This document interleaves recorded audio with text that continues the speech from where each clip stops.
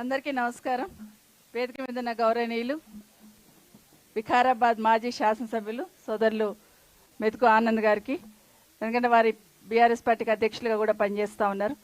అదేవిధంగా సోదరులు నాగేందర్ గౌడ్ గారికి, దేశమల్ల ఆంజనేయులు గారికి, అదేవిధంగా శుభప్రద్ పటేల్ గారికి, వేదిక మీద ఉన్న సోదరులకు అందరికీ కూడా పార్టీ పరంగా వచ్చినారు. అన్ని పార్టీలకు సంబంధించిన నాయకులు ఉన్నారు.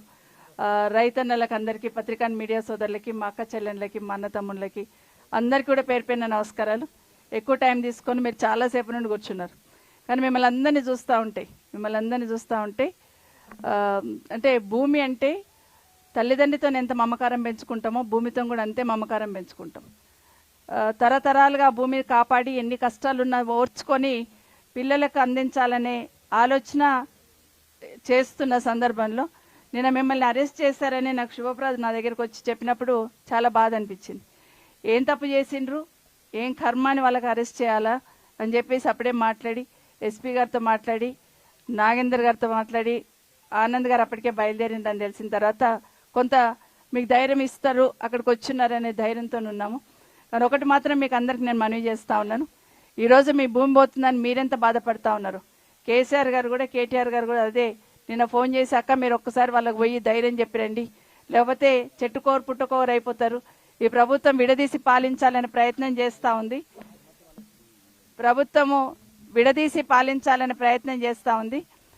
ఇష్టం వచ్చినట్టు అలైన్మెంట్ మార్చి రైతుల భూములు గుంజుకోవాలని ఒకటే ఈ ప్రభుత్వం పనిచేస్తుంది. దయచేసి మీరు కూడా వెళ్ళి రైతులకు ధైర్యం ఇవ్వండి, మనం ఉన్నాము, మన పార్టీ ఉంది, ఎంతవరకైనా వాళ్ళెంట మనం ఉంటామని ధైర్యం ఇవ్వండి అని చెప్పారు. మీకు అందరికి ఒకటే మనవి చేస్తున్నా, ఇప్పటివరకు ఎవరంతల వాళ్ళు ఇంతవరకు నడిపించున్నారు. కానీ ఇప్పుడు నా విజ్ఞప్తి ఏంటంటే మీరందరూ కూడా ఒక జేఏసీ ఏర్పాటు చేసుకోండి. పూడూరులో ఉన్నారు, నవాపేటలో ఉన్నారు, మన మోమిన్పేటలో ఉన్నారు. అందరు రైతులు కూడా కలిసి ఒక జేఏసీ లాగా ఏర్పాటు చేసుకొని మీ అందరు అందులో ఉండేటట్టు చూసుకోండి. వీలుంటే మమ్మల్ని కూడా అందులో జాయిన్ చేసుకోండి, మా నంబర్లు కూడా ఇస్తాం, కావాలంటే మీరు అందులో యాడ్ చేసి ఒక జేఏసీ ఏర్పాటు చేయండి. మా నాయకత్వంలో మీరు పనిచేయడం కాదు, మీ నాయకత్వంలో మేము పనిచేస్తాం, మీ వెనుక మేము నడుస్తాం. అయితే లగచెల్ల ఎందుకు చెప్తున్నాం, ఎప్పుడంటే లగచెల్లలో భూమి తీసుకున్నప్పుడు రేవంత్ రెడ్డి గారు సొంత నియోజకవర్గం ముఖ్యమంత్రి, లగచెల్లలో భూమి తీసుకున్నప్పుడు అక్కడున్న రైతులు అసలు ఎట్టి పరిస్థితులలో కాంప్రమైజ్ కాలేదు. రైతన్నలందరూ కూడా గట్టిగా ఫైట్ చేసిండ్రు, అరెస్ట్ చేసి జైలుకు పంపించిండ్రు. ఏదైనా కూడా ఆ రోజు లగచెల్లలో వాళ్ళు ఫైట్ చేసిండ్రంటే రైతులందరిని అరెస్ట్ చేసి జైలుకు పంపిస్తే వాళ్ళ ఇంట్లో నా ఆడవాళ్ళు ఊరుకోలే. మా రైతులని, మా తండ్రిని అరెస్ట్ చేసిన బిడ్డలు రోడ్డు మీదకి వచ్చిన్నారు, మా భర్తను అరెస్ట్ చేసిన భార్యలు రోడ్డు మీదకి వచ్చిన్నారు, మా కొడుకుని అరెస్ట్ చేసిన తల్లి రోడ్డు మీదకి వచ్చింది. వచ్చి ఎట్టి పరిస్థితులలో మా భూములు ఇయ్యం, మా ప్రాణాలు కావాలంటే తీసుకోండి, కానీ మా భూములు మాత్రం మేము ఇయ్యమని చెప్పి పెద్ద పోరాటం చేస్తున్నారు. దేశంలోనే ఎవరు కూడా అంత గట్టిగా నిలబడి ఉంటారు. ఎంతమంది ఇబ్బంది పెట్టినా, ఇండ్లకి వచ్చి పోలీస్ డిపార్ట్మెంట్ సంబంధించిన పోలీస్ సోదరులందరూ ఇండ్లకి వచ్చి ఇబ్బంది పెట్టినా కూడా అక్కడున్న మా మహిళా సోదరిమణులు వెనుకడుగు వేయకుండా ఢిల్లీ దాకా వచ్చి అక్కడ కూడా కంప్లైంట్ ఇచ్చి మా భూములు మేము ఎట్టి పరిస్థితుల్లో ఇవ్వము అని గట్టిగా ఫైట్ చేసినారు. కాబట్టి లగచెల్లని గుర్తు చేస్తున్నాం. సో మీరందరూ కూడా ఏమో అవుతుందో కాదో, వాళ్ళ పార్టీ రూలింగ్ ఉంది కదా, ఇవన్నీ పక్కన పెట్టండి.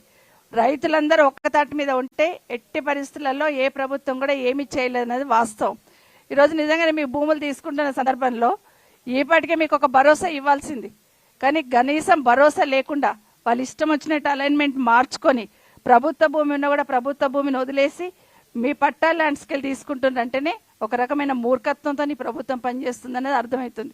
మా ఇష్టం, మా రాజ్యం, మేము ముఖ్యమంత్రి, నేనే ప్రభుత్వం మాదే, మా ఇష్టం వచ్చినట్టు చేస్తామనే ప్రవర్తన ఏదైతుందో చూస్తూ ఎవరం కూడా ఊరుకోము.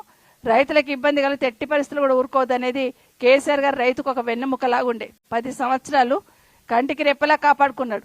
ఏ చిన్న ఇబ్బంది వచ్చినా రైతుకు నేనున్నా అని చెప్పి పంపించున్నాడు. ఒకసారి ఇట్లాగే మీకు అందరికి తెలుసో లేదో, మరపల్లిలో వడగండ్లు పడ్డాయి, బాగా వడగండ్లు పడి వర్షం వచ్చి బాగా పంటలు నష్టమైతే నేను ఢిల్లీకి ఏదో పని మీద పోతే రాత్రి 11:30 ఫోన్ చేశారు, 7న ఉమ్మంటే ఢిల్లీలో అంటే, అయితే నువ్వు ఢిల్లీకి అర్జెంట్ వచ్చేసాయి, రాత్రి 2 గంటలకు టికెట్ బుక్ చేసి నువ్వు వచ్చాయి, పొద్దున లేవంగానే నువ్వు నిరంజన్ రెడ్డి మరపల్లి పోయి రైతులను చూసిరండి, పంటలు నష్టపోయిన వాళ్ళకు ధైర్యం ఇచ్చిరండి అని చెప్పాడు. అట్లా ఉండాలి ముఖ్యమంత్రి అంటే. కానీ ఈరోజు ఉన్న వాళ్ళకి ఏముంది, పంటలు నష్టపోయినా ధ్యాస లేదు, భూములు పోతున్నాయని రైతులు ఏడుస్తున్నా ధ్యాస లేదు. ఇప్పుడు హెచ్ఎండిఏకి వెళ్ళి ఒక నోటిఫికేషన్ ఇచ్చున్నారు, ఒక ఆర్డర్. ఇప్పుడు ఆనంద్ చెప్పినట్టే ఏం చెప్పారు అందులో, మీకు ఏమైనా అభ్యంతరాలు ఉంటే వచ్చి హెచ్ఎండి ఆఫీస్లో కంప్లైంట్ ఇవ్వండి, మీకు ఏమైనా సలహాలు ఉంటే హెచ్ఎండి ఆఫీస్లో వచ్చి మమ్మల్ని కలవండి. మరి అసలు రానిస్తూనే లేరు కదా, ఇంటికాడనే అరెస్ట్ చేస్తున్నారు, రోడ్డు మీదకి రానిస్తలేరు రైతులని, త్రిపుల రైతులని అక్కడి దాకా రానిస్తలేరు, గేట్ కూడా దొక్కనిస్తలేరు హెచ్ఎండి. మరి ఎక్కడ కంప్లైంట్ ఇవ్వాలి?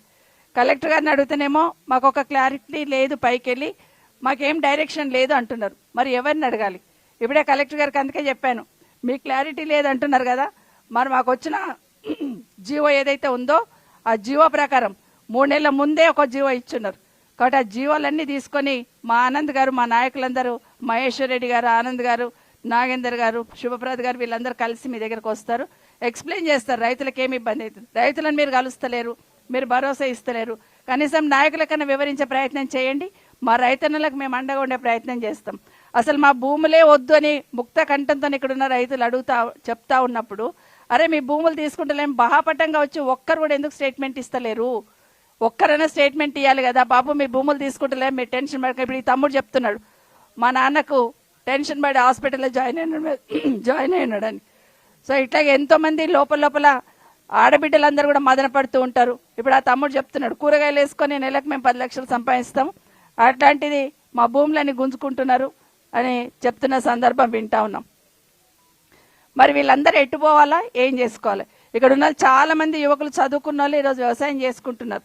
ఎందుకంటే వ్యవసాయం బాగా చేసుకుంటే కేసీఆర్ వచ్చిన తర్వాత ఇంత రైతు బంధు ఇచ్చున్నాడు, ఫ్రీ కరెంట్ ఇచ్చున్నాడు, 24 గంటల కరెంట్ ఉంది, ఇంత వ్యవసాయం చేసుకోవచ్చు అనే సిటీకి దగ్గర ఉన్నామని ఆలోచనతో చేస్తున్నారు. సరే రింగ్ రోడ్ వచ్చినప్పుడు, త్రిబుల్ వచ్చినప్పుడు నిజంగానే పోతే జెన్యున్గా రింగ్ చేసి ఉంటే మా భూములు పోయింది కర్మ అని వదిలేస్తుంది. కానీ పెద్దవాళ్ళ కోసమో ఎవరి భూముల కోసమో ఇష్టం వచ్చినట్టు అలైన్మెంట్ మార్చిన తర్వాత ఏ రైతు కూడా ఎందుకు కడుపు మండకుండా ఉంటుంది?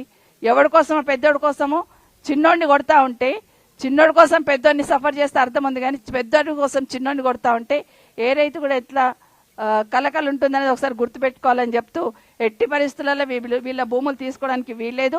ఒకవేళ భూములు తీసుకుంటే చాలా ప్రభుత్వ భూమి ఉంది అక్కడ ఇక్కడ. ఇప్పుడే చెప్తున్నాడు పలానా దగ్గర ఇంత భూమి ఉంది మేడం అని, అక్కడ భూమికి భూమి ఇవ్వండి, భూమికి భూమి ఇచ్చి మీరు భూమి తీసుకోండి, కానీ అంతవరకు వీళ్ళ జోలికి రావద్దు, వీళ్ళ భూములు కూడా తీసుకోవద్దని ఈ రైతన్నలందరి తరఫున కూడా డిమాండ్ చేస్తా ఉన్నాను. లేదంటే ఒక భరోసా ఇవ్వండి, ఏం చేస్తున్నారు, ఏం తీసుకుంటారు. ఒక్క దగ్గర కాదు, రేవంత్ రెడ్డి గారి ప్రభుత్వం వచ్చినాక రంగారెడ్డి జిల్లాలో ఏ మూల చూసినా కూడా భూముల మీద డేగల్లాగా వారుతా ఉన్నారు. నిన్నగాక మొన్న అస్తేపూర్ కవ్వుకుంటే మీకు ఐడియా ఉంది, అస్తేపూర్లో రైతన్నలందరినీ మీ భూములు ఇచ్చేసేయండి తీసుకుంటాం అన్నారట. ఎందుకు తీసుకుంటున్నంటే మా భూముల మీద మాకు హక్కు లేదంట కదా మేడం, వాళ్ళు తీసేసుకొని అమ్ముకునే అవకాశం లేదట, ప్రభుత్వం తీసుకుంటుందట, ఎకరాకింత ఇస్తామంటున్నారు. ఎకరాకింత కూడా కాదు, లేఅవుట్ చేసి అందులో డెవలప్మెంట్ చేసిన ప్లాట్ ఇస్తాం మీకు అమ్ముకునికే లేదు. మరి మీరేం చేస్తారు? భూమి తీసుకొని అంటే అమ్ముకుంటారు. ఇప్పుడు ఆనంద్ చెప్పిండు కదా, రైతుని భూమిని అమ్ముకొని బతుకుతే ఈ ప్రభుత్వం భూమి అమ్ముకొని బతుకుతుంది, దానికోసం అక్కడ తీసుకున్నారు. అట్లే పెద్దమంగళారం గ్రామంలో తాతల నాటి నుండి ఉన్న భూములని వాటిని తీసుకుంటున్నారు. ఇప్పుడు 4th సిటీ ఫ్యూచర్ సిటీ అని చెప్తున్నాడు కదా, అక్కడ రైతులు ఏం సంతోషంగా లేరు ఫ్యూచర్ సిటీ వస్తుందని. ఎప్పుడు వచ్చి మా భూముల మీద పడతారో, ఎప్పుడు ఏ రోడ్ వేస్తున్నారో అని అక్కడ టెన్షన్ పడతా ఉన్నారు. మొత్తం జిల్లా నలుమూలలో ఎక్కడ చూసినా ఈ ప్రభుత్వం వచ్చినాక రైతుల భూములు గుంజుకోవాలని చూస్తుంది తప్పిస్తే రైతులకు అండగా ఉండాలని ప్రయత్నం అసలే చేయట్లేదు. అందులో వికారాబాద్ జిల్లాకు సంబంధించిన ముఖ్యమంత్రి గారు ఉన్నారు.